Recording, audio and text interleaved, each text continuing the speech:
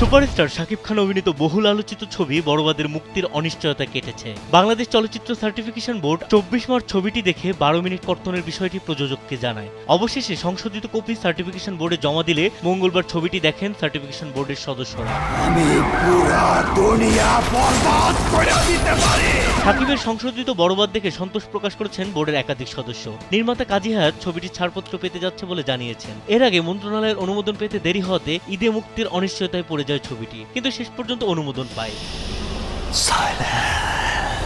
এর আগে ভয়ঙ্কর গলাকাটা দৃশ্য সহ অতিরিক্ত ভায়োলেন্স দৃশ্যের কারণে 12 মিনিট কাটিং করার সিদ্ধান্ত জানায় সার্টিফিকেশন বোর্ড। তার প্রেক্ষিতে বড়বাদের পরিচালক মেহেদী হাসান সংশোধিত কপি জমা দেন। স্যান্ডেলিনা সো, রূপচর্চায় আভিজাত্য।